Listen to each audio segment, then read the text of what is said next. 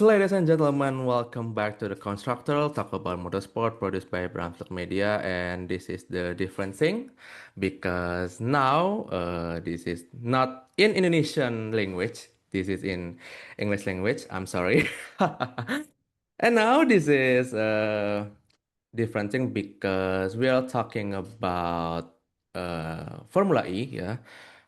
But now we are alongside with us the person behind the Formula E World Championship. By the way, I am Afik Brams, and now we are with us alongside the partners. First, alongside with me, Azri. How are you today? I'm good, thanks you. Okay. The second, this is Nazif. How are you today, Nazif? I'm good.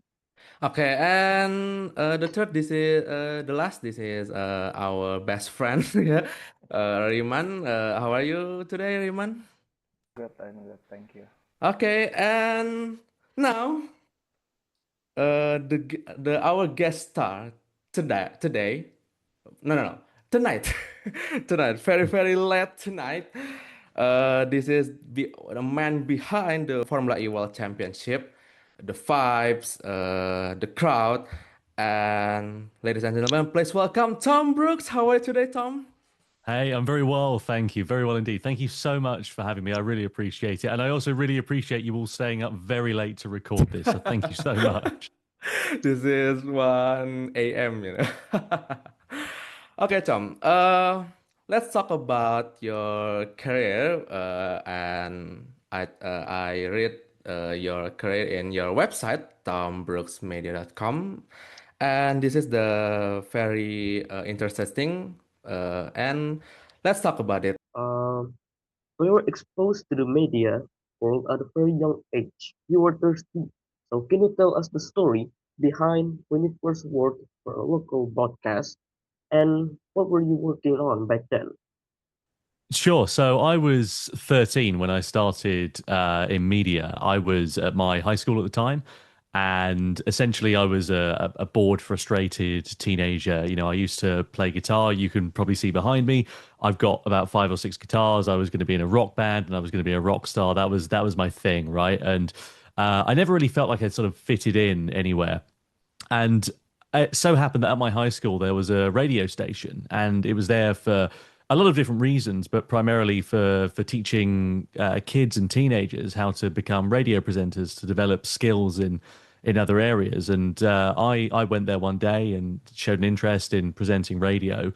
And fortunately, the station manager there at the time saw something in me, and essentially he said, you know, would you like to train up to be a radio presenter? So I started out doing things like travel reports, so talking about the local traffic in the local area and that sort of thing, and then training to be a news reader, so reading local news articles and putting bulletins together and that sort of thing. And eventually I trained to become a radio presenter, which was a process that took about 6 months to learn how to use my voice and to learn how to use all of the equipment and to interact with the audience and so on. And so I presented my first radio show when I was 13, and I stayed at that radio station for nearly 7 years, all told. It was something that was alongside me and a part of me as I was progressing through high school and also, you know, progressing to becoming an adult as well. So I realized that when I was about 16, 17, I wanted to build a career and a life for myself. And I was sort of unsure about which avenue I wanted to go down. And obviously, I'd done radio for a few years at that point. So I thought, well, I'd use my voice every day. I'd always had a deep interest in motorsport, thanks to my dad and my grandfather. I used to watch it growing up with them. And I thought, well, if I use my voice every day and this is a tool and a skill that I've developed, why didn't I try motorsports commentary? So I thought I'll give that a go. And I thought I'll give it 2 years and see if it works out. And what's that now? 12, 13 years later, I'm still here and still doing it. So yeah, I've been very lucky along the way with the opportunities that I've had. But that's kind of how it all began for me. By the way, Tom, what motorsport you're watching with when you're kids? When I was a kid, I was watching mostly Formula One with my dad. He would have it on a Sunday afternoon. Normally, he'd fall asleep to it whilst I'd sit there asking him questions, and also watch things like MotoGP and World Superbikes, kind of anything really that if it had wheels and an engine, or went round in a circle very quickly. Generally speaking, we watched it at home, so it was something that for me, my dad's a mechanic, so I grew up around cars and bikes anyway, and just having that interest was kind of always there, so that's kind of what we started with. Continuing on your career after that, you went to commentate some bigger motorsport events such as Superbike in 2018 and some Gran Turismo Grand Tour, and now Formula E. How was the experience of starting from a local broadcast to broadcasting some of the biggest motorsport events in the world? I think that when you start at a smaller level, a local level, it really trains you and it allows you to sort of hone those skills. I was very lucky to have had the opportunity to present radio shows at such a young age. So you learn quite a lot without really realizing it because you're learning about yourself, but you're also sort of forming what's the word I'm looking for there? You're sort of forming part of who you are alongside that. So whilst I was learning those skills, it was also becoming a part of me, if you like. So when I started commentating, I was actually at the radio station and I thought, well, I'm going to give this a go. So I went into the second studio, which wasn't being used on air at the time, and I found a video on YouTube of Michael Schumacher doing a lap around Catalonia when he was on pole position. And I thought, right, I'll turn the microphone on and I'll hit record and I'll see what happens. And I recorded this and I edited the video together with my commentary over it. And I put it on my Facebook page, and I just thought, right, well, if some friends like it, that's great, and if they don't, then that's fine too. And fortunately, some friends liked it, which gave me the confidence to do another one and do another one. So then, when I decided that I was like, hey, okay, I can make a career out of this, I then was like, right, okay, I need to network and I need to meet people. So I then went to things like the Autosport Show, which is a big motorsport show here in the UK. It's not so big now, but 10, 15 years ago, it was quite big. And it happens in January, so the start of every year, generally speaking, when motorsport is off the calendar. So there's not much going on. So I went there and I made these DVD show reels of these commentaries that I created at home, and I put them all together. And I made about 10 or 15 of these DVDs, and I handed them out to different people who were there, and just thought, left my contact details on the inside, said, look, if you like it, if you don't like it, please let me know. I'd really appreciate some feedback. And so I handed them out, and I met these people and I networked. So yeah, that's kind of how it sort of began for me. And then once you meet somebody, you get more opportunities. I started doing some online motorsport radio shows, being a panelist, and then eventually as a host. And that gave me a break doing some commentary at a racetrack in Anglesey in North Wales in the UK.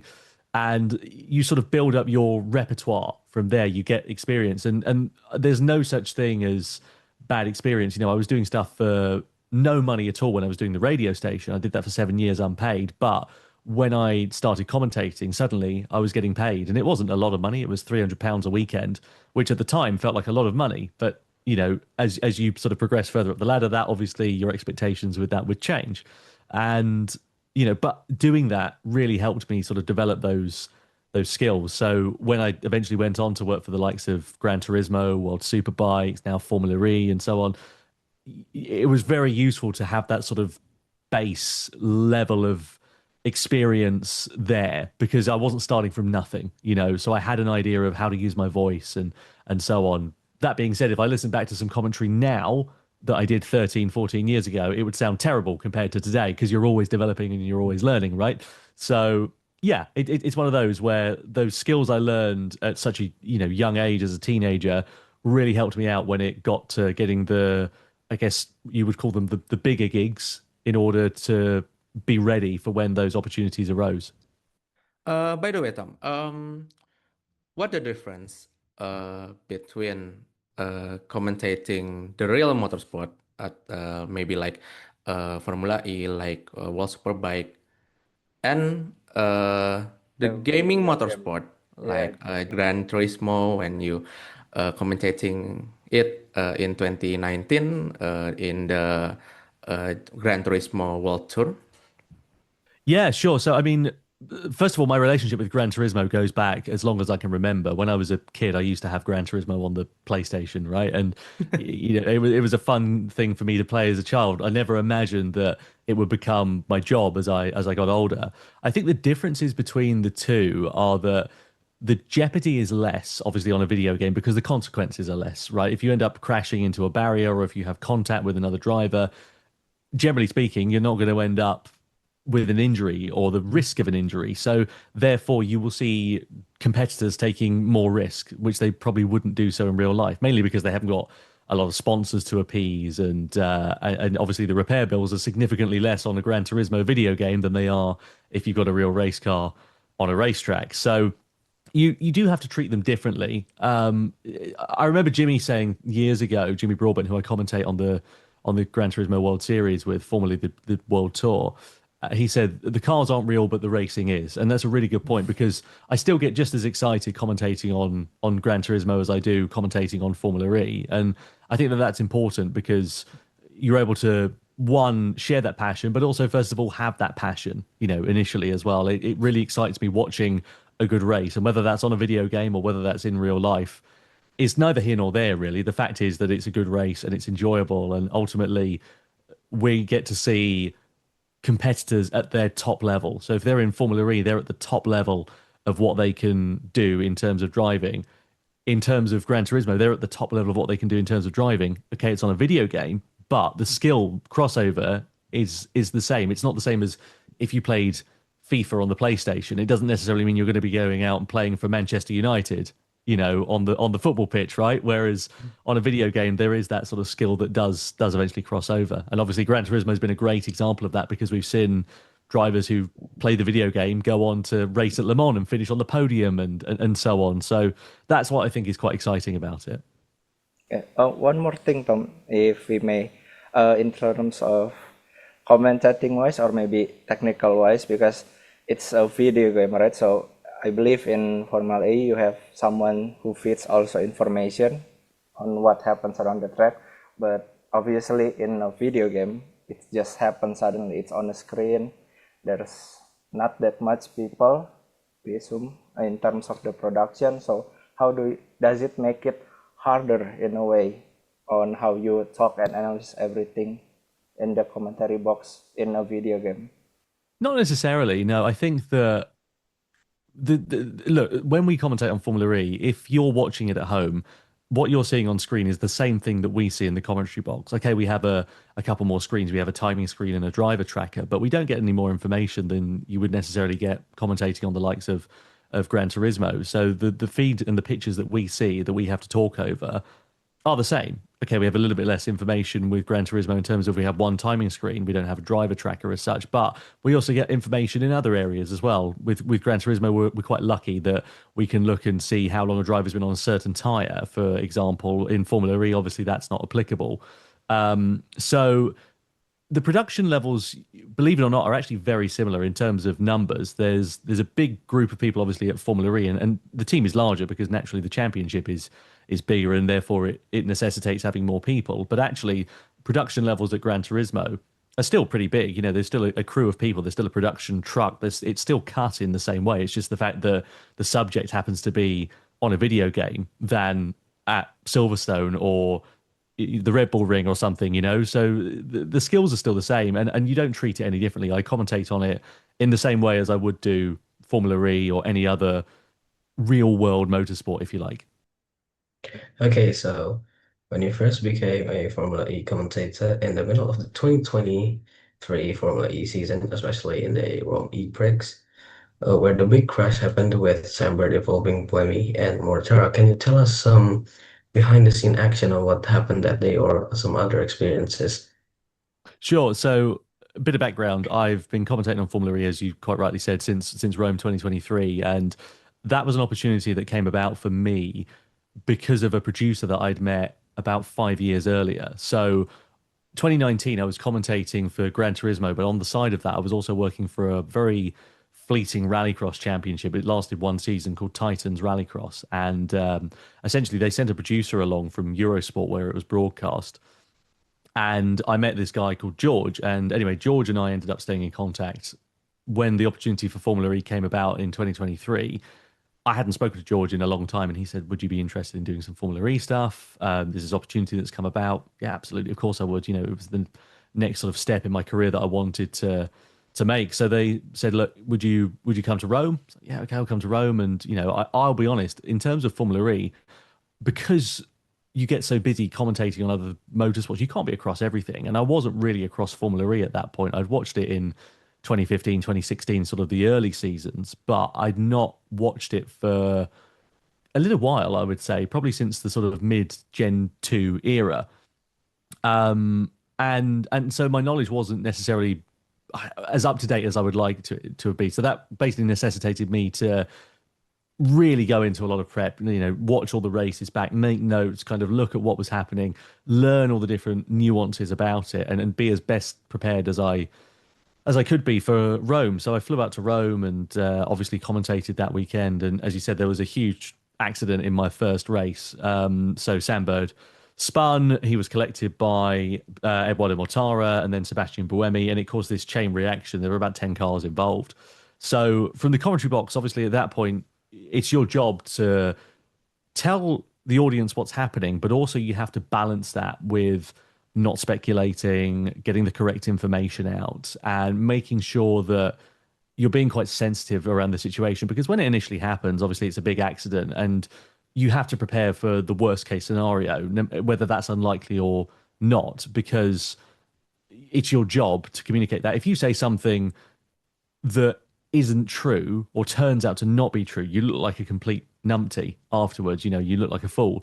So you have to be quite careful about how you communicate that with the audience. So when the accident happened, I said, Sam Bird spun, big crash, red flag is immediately out. You're talking about what's happened. You're looking at replays. You're describing it through. My producer was feeding me bits of information that they could hear about all drivers are okay. And, this has happened, that's happened. And obviously the big unknown was whether the race was going to restart because there were so many cars involved. We didn't know quite what was going to happen, but there was a lengthy delay of an hour and 20 minutes, I think it was. And we were on air for that time. So I'm just sat there thinking, God, this is properly worst case scenario for me. I'm coming into a championship as a new boy. I don't have the background knowledge because I've not commentated on this all year to be able to sit there and fill to the same level that you would have had if I've been doing it since the beginning of the season. So for me, it's a case of making the best of that situation for myself. So talking to my co-commentator, talking to the presenting team, kind of looking at notes that you've had prepared that you think I'm never going to use. That's why you'll see commentators with huge folders worth of notes. They don't necessarily use them all that much, but if you have them there, you've got a backup in case a situation like that happens. So for me, it was a case of, like, as I say, communicating with the audience, but also making sure that I've got enough to be able to fill the airtime that is needed. So that was kind of the big priority for me once we found out that all the drivers were okay. And fortunately, the red flag obviously went away and the race restarted, and the rest is as it happened. By the way, Tom, what do you think about uh, people reaction about your debut season in the Formula E? Because in Indonesia, I see uh, the phenomena when people compare you against the commentator before. Hmm. Yeah, look, that happens. It's part of the job, and you have to have quite thick skin in this industry to be a commentator because naturally you're in the public eye, and ultimately commentary is a very subjective job. I get it as well. If I watch commentary or watch a sport and I don't like the commentary, that's my opinion, right? In the same way that you may have your opinion, other people may have their opinion, and so on. And that's part of it. You have to deal with it. Some people are going to like you, some people aren't going to like you. And naturally, when you jump into somebody else's job who has been there for 8 years, as it was at that point, a long, long time commentating on that championship, suddenly you are going to get compared. Look at when Murray Walker retired from Formula One. James Allen jumped into being the lead commentator on ITV, and he was endlessly compared to Murray, even though he wasn't him and he didn't try to be him. And I think that that's the biggest thing for me is I don't try to be anybody else. I try to be my own person and have my own take on it. So naturally, yeah, those comparisons are going to happen. But for me, it's not something that is a concern. I'm there to commentate on the racing to the best of my ability and tell the story in the best way that I can. So naturally I'm going to do that. Whether somebody else wants to compare me to another commentator, that's down to them, and whether they like me or not, that's also down to them. You're not going to please all the people all the time. Okay, Tom, and let's talk about the main menu of the conversation, Formula E World Championship.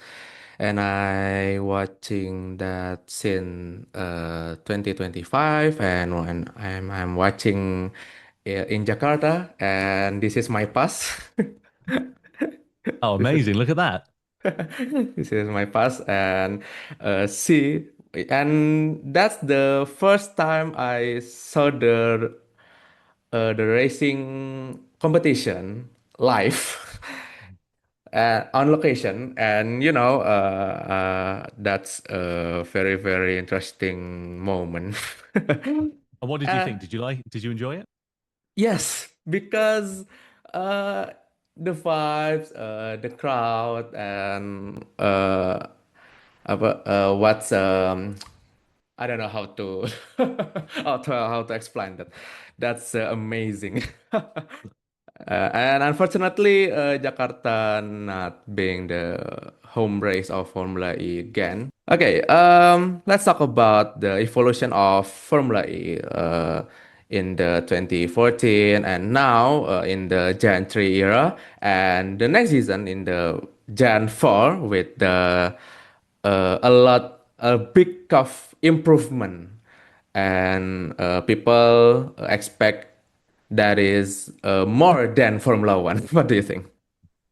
I think that naturally those comparisons are going to be drawn, right? Formula One, with the new regulations this year, I think they've been quite polarizing. Some people have liked them, some people haven't liked them, and that's ultimately down to the person to decide what their thoughts are on it. I think the racing is very close, and I've quite enjoyed watching it, but I can completely understand why some people are less of a fan of it, right? With Formula E, the Gen 4 regulations, I think, are going to be a huge step up in all aspects, not only in terms of the performance of the car on track, but also I think with the racing, with the drivers that will be interested in the championship now as well. I think there'll be a lot of Formula 2 drivers that maybe aren't able to get a seat in Formula 1 that will be looking towards that. I think if you look at the very beginning of Formula E in the Gen 1 era back in 2014, it's come such a long way since then. The car obviously couldn't last a full race distance. The drivers were having to come in, change cars, and so on. Gen 2 was a bigger step up, being able to last a full race distance, and with a car that looked so unique. And then Gen 3, again, further development still, quickest car we've ever had up until this point. And yeah, for Gen 4, I'm really excited to see what's going to happen. The car looks great. All the feedback I've heard from the drivers has been overwhelmingly positive. So I think that it's in a really good space. And I think that with Formula E, it has the potential to capitalize on some of the misfortune of Formula One at the moment. Because again, I do think that the regulations happen to be relatively polarizing. And again, you either like them or you don't. And if you don't like them, maybe you are going to look for alternatives. And maybe Formula E is somewhere where people will find their home. And I certainly hope that they do, because I love Formula E, and I'm not just saying that because I commentate on it, but the quality of racing that we have is phenomenal. 45 minutes, and I'm exhausted every time we come off air because the product is brilliant, and there's always action. You genuinely have no idea who's going to win, and I hope that that continues into Gen 4, and we're treated to even better, even faster racing. Um, and I like the Formula E because I think, from in my opinion, Formula E is the fairest motorsport that I have ever watched, because all team with the same chassis, perhaps, and all drivers, even Lola Yamaha app, have same opportunity to win the race, like Degrassi at the Shanghai. Yeah, I Okay. agree with you. And look, I really enjoyed that sort of unknown element. You only have to look back to the first race of Gen 3 Evo when Mitch Evans came from the back of the grid to Yep. win in Sao Paulo, how unpredictable it can be. And again, the same with Lucas Degrassi. That, as I said in commentary at the time, was relative to the experience that he has, as well as Jean Verne. Verne was on the radio at the start of the race saying, I want to retire the car because I can't keep up with the safety car. I'm going so slow because they'd gone the wrong way with tire pressures. Fortunately for him, it worked out, and he and Degrassi were able to cycle their way up through the field and almost ghost their way into the top 10. We barely noticed it on commentary because there was so much going on elsewhere. And then suddenly they sprung up out of nowhere, and we're like, oh, right, okay, this genuinely could be on for a podium. And then suddenly that podium went to the win after the late race safety car for Maloney having broken down on the start finish straight. So super interesting. And that unpredictable element is what keeps people tuning in every week. It's certainly what keeps me turning up every week, because I love the fact that we don't know who's going to win or what's really going to happen. And it's very enjoyable. And now, one more again before Azri. And now, most people favoritely to watching Formula E between Formula One.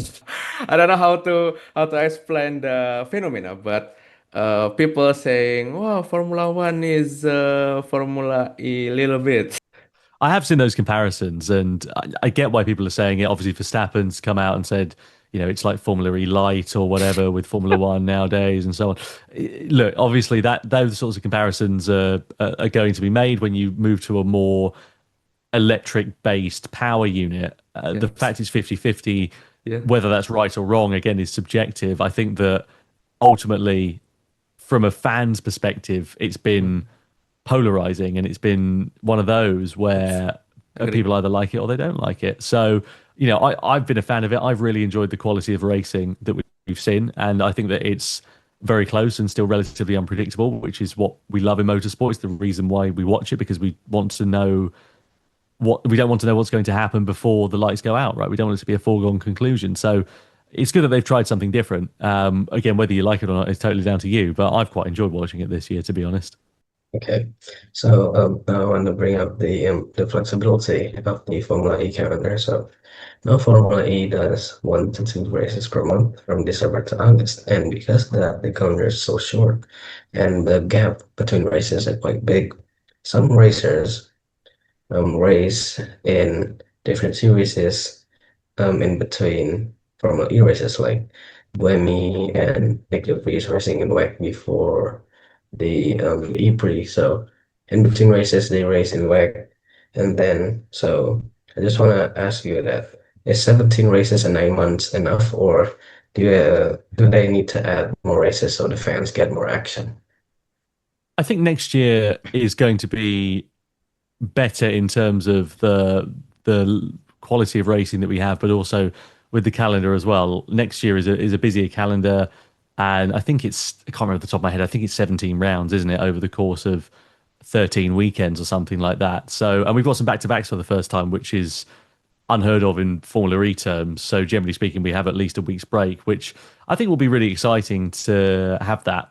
And I'm looking forward to seeing what that is going to be like as well, because there are more clashes next year for drivers, and I think there will come a point where the likes of Buemi, De Vries, etc., they're going to have to make some tough decisions as to whether they want to stay and do WEC or whether they want to come and do Formula E full time. And I think that the noises around Formula E are so positive that, generally speaking, a lot of people would want to stay in that, but it depends entirely on where their alliances lie, and I imagine probably who's writing the bigger check to some degree as well. So I think the Formula E is in a real sweet spot in terms of the calendar, because it bridges that gap over the winter, starting in December, finishing around August time.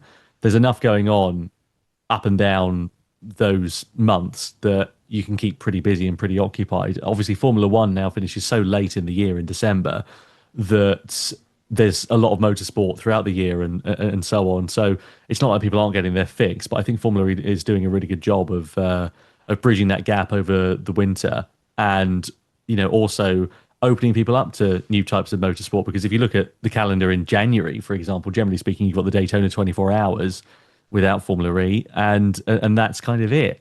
Maybe the Dubai 24 actually as well, for that matter, come to think of it. But yeah, other than that, there's not really a whole lot going on. So with Formula E, again, January, February, March time, when the racing is just sort of beginning to turn over in other series, I'm really looking forward to seeing what that's going to look like next year. So I don't think that it's too much or too few. I think it's just the right amount, to be honest with you.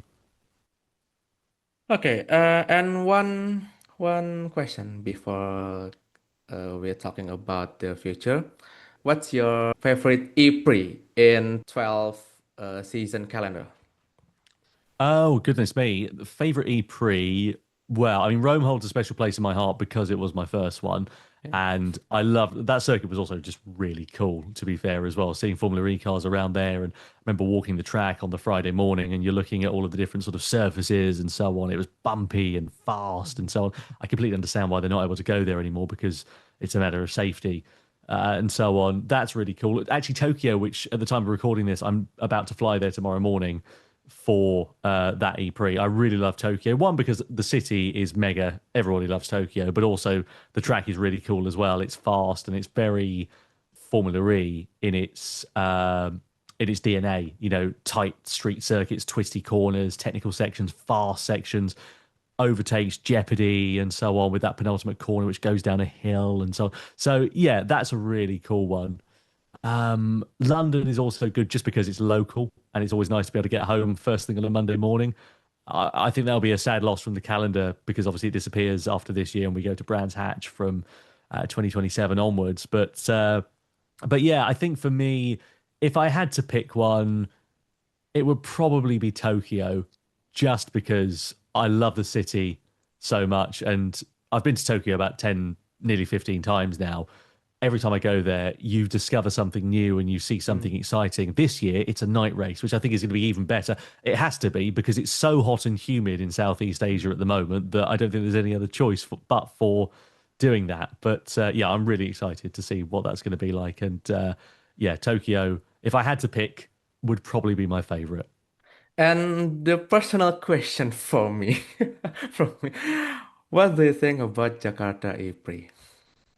I like Jakarta. So, for full transparency, last year we actually did that remotely. We did it from London. I wasn't in Jakarta Yeah. when the race was happening, which was a big shame for me because I've always wanted to visit Indonesia and I'd love to have Yeah. stayed on and visited Bali and Yes. Lombok and places like that. I would have loved to have seen all these places, right? But unfortunately, that's the way it goes. And so we were Yes. up at.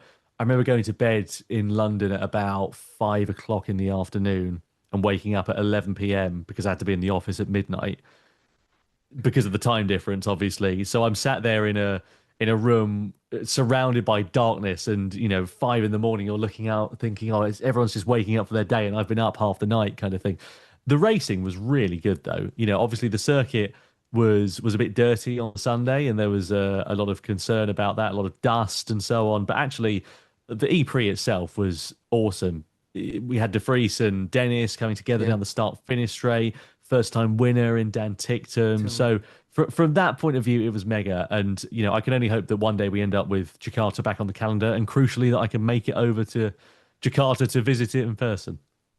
Well, Tom, you were just talking about it. Basically, that's how not just us in Indonesia, but also Southeast Asia feel waking up at night.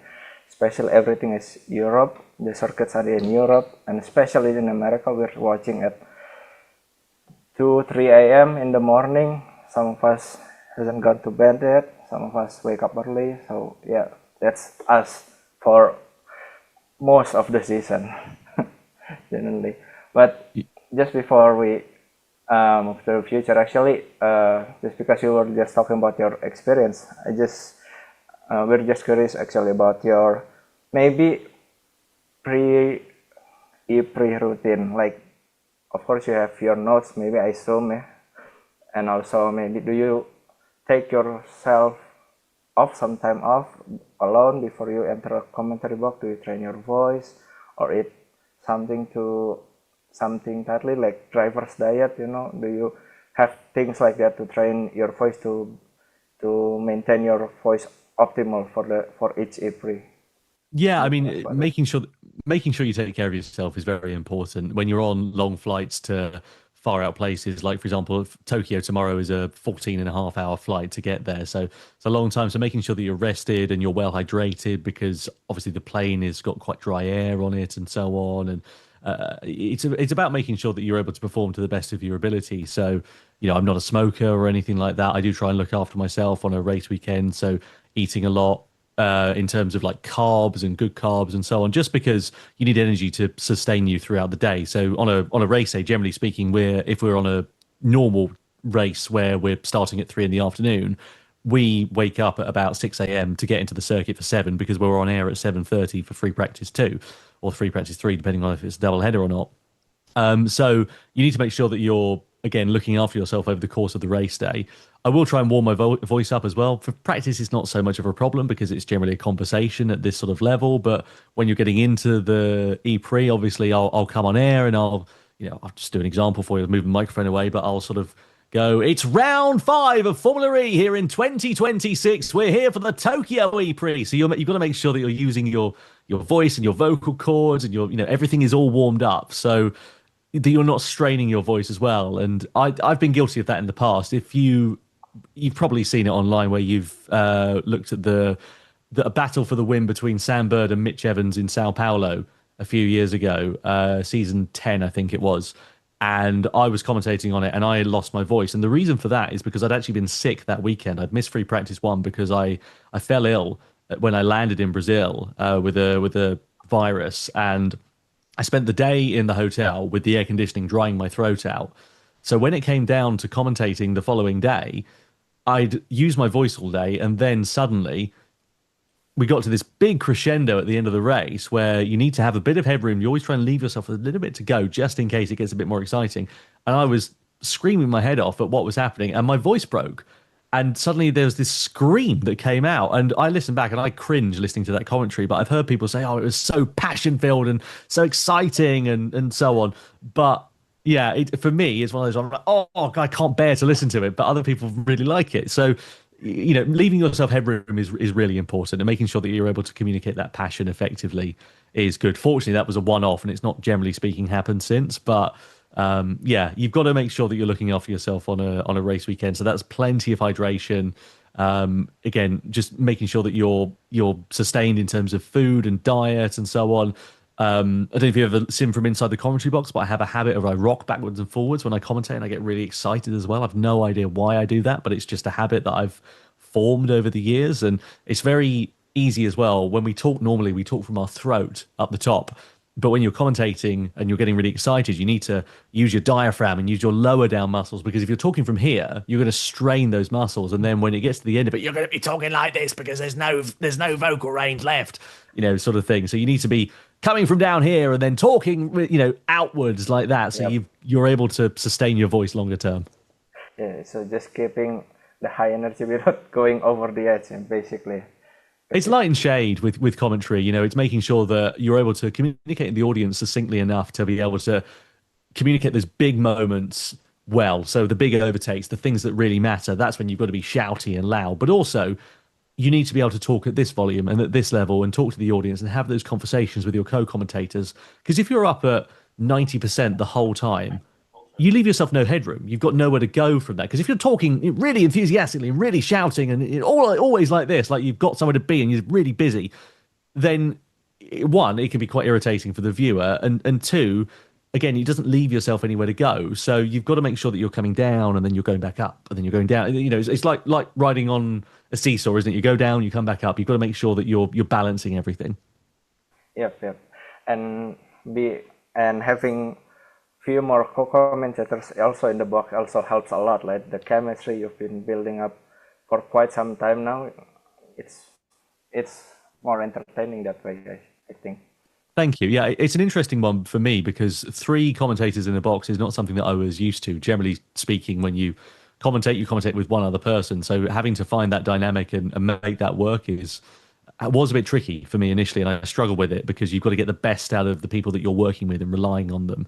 So having those conversations is really important. And I will always maintain until my dying breath that the most important thing in commentary isn't necessarily the knowledge, but it's the rapport you have with the people that you're working with. And that doesn't just extend to the co-commentators, but it's to the production staff and the team that you surround yourself with. You need to make sure that you get on with them because you're a team player. We're all there aiming for the same goal. We all want the product and the broadcast and everything to be as good as it can be.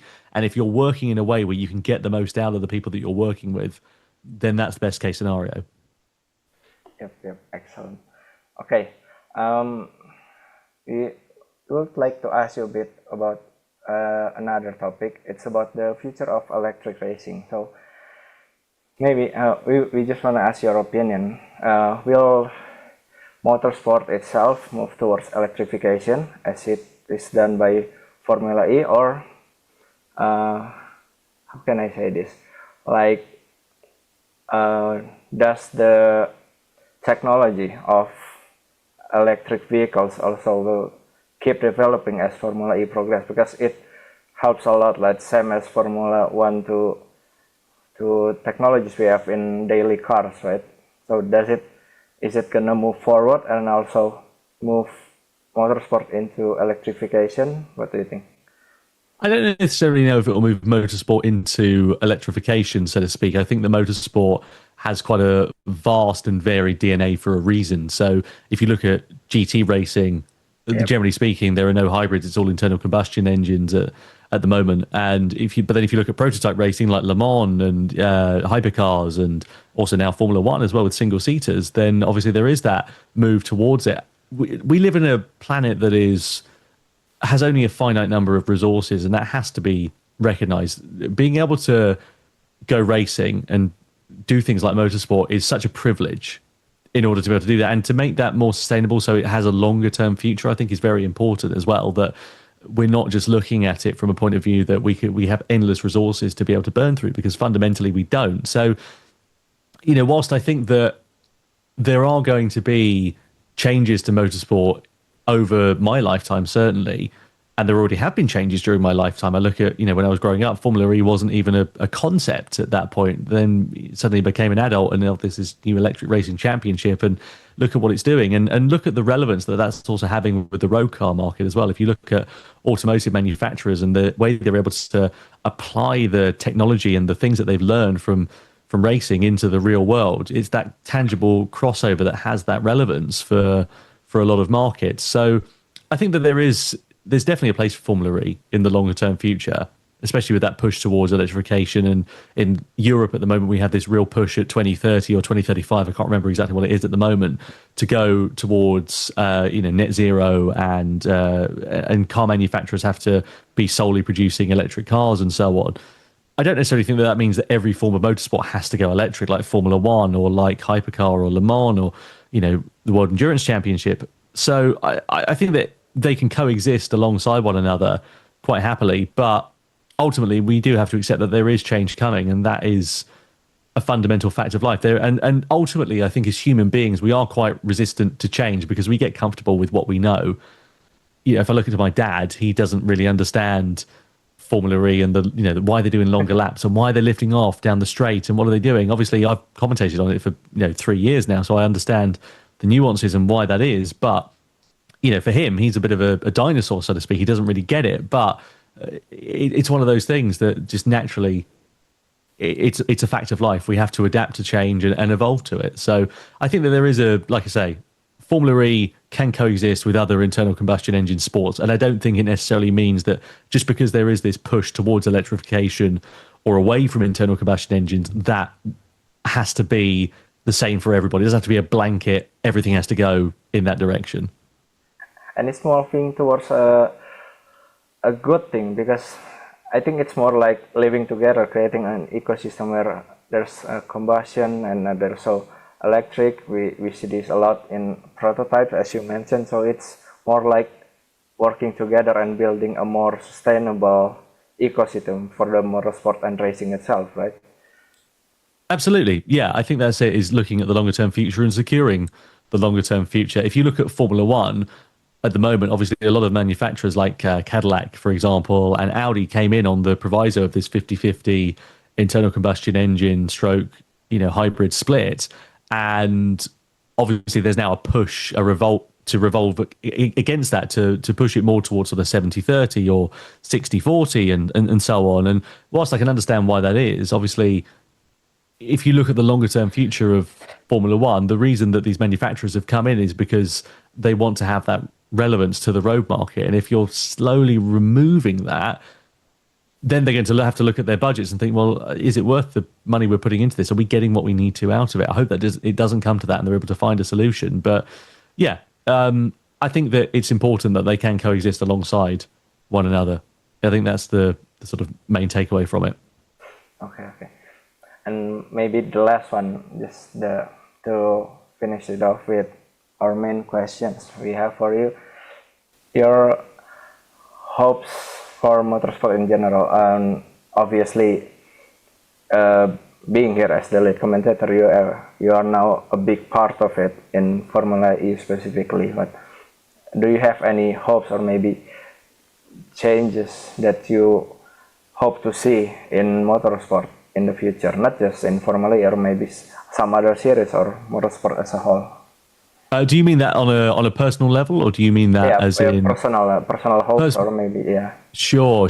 I get asked that question relatively often, actually, and naturally, when you say to people you commentate on Formula E, the next question comes, oh well, you must want to commentate on Formula one day, and obviously that would be the pinnacle for me. It would be amazing to be able to do that. However, I am also acutely aware that there are a finite number of jobs in that space. If you look in the UK in particular, in the English-speaking language, you've got Sky Sports, you've got F1 TV, you've got Radio 5 Live on the BBC, and that's generally it. And those positions are all filled, and quite happily filled, by people that are very, very good at their job. So whilst one day it would be wonderful to be able to tick that off, and it would absolutely be a bucket list thing for me, it's not something that's necessarily on my radar.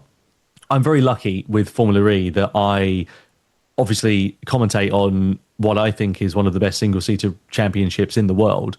I'm also able to work for Gran Turismo doing the World Series, and I also have the opportunity to do some other freelance commentary alongside that, and the likes of British Superbikes in the UK and other championships that I've been able to sort of dip my toe in as well. And I really enjoy that variety because I think it keeps me quite sharp and also allows me to develop skills in other areas. So if one day that opportunity does come around for Formula One, that would be amazing and I would love it. However, for me, it's not the be all and end all. I'm very happy with what I'm doing. I'm very much enjoying the opportunities that I've got, and whilst I am very happy with that, I'm not looking at it thinking if I don't get there, it means that I'm a failure, because I don't think that at all. I think if you put that on that pedestal, then you're sort of destined for failure, because ultimately the likelihood of that happening is probably quite slim.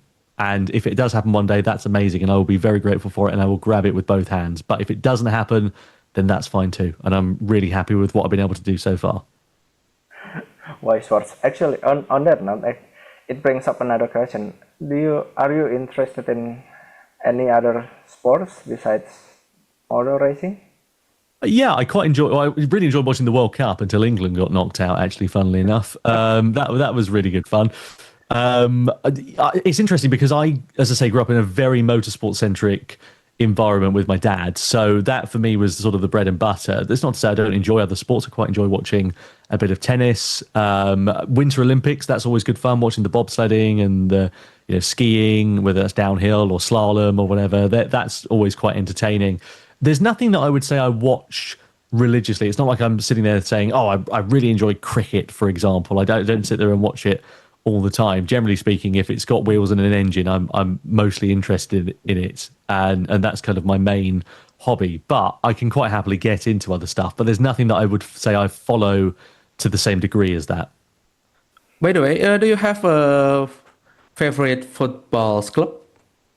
Not really, no. I mean, again, it would be a boring thing to say England, but it would have to be England just because that's the football club that I watch most, to be honest. I don't watch the Premier League, really. I don't support a local team or anything along the lines of that, Again, for me, I never spent my youth going to football games or anything. So I used to play football quite badly, and that's why I now drive cars instead, and talk about motorsport. But yeah, for me, it's not something that I was really across when I was younger, and therefore have not particularly carried it into adulthood. Okay, last but not least, can you say for our viewers, our audience, for like this video and following this account? Okay, no worries. Well, please make sure to like and subscribe and follow the Constructor one, and watch all of their wonderful content. Okay, Tom Brooks, thank you for joining our our conversation. Thank you very much. Thank you so much, Tom. Thank you It's so a much. it's a great pleasure. Thank you so much for having me. And ladies and gentlemen, this is our conversation, and see you to our next video. Ciao.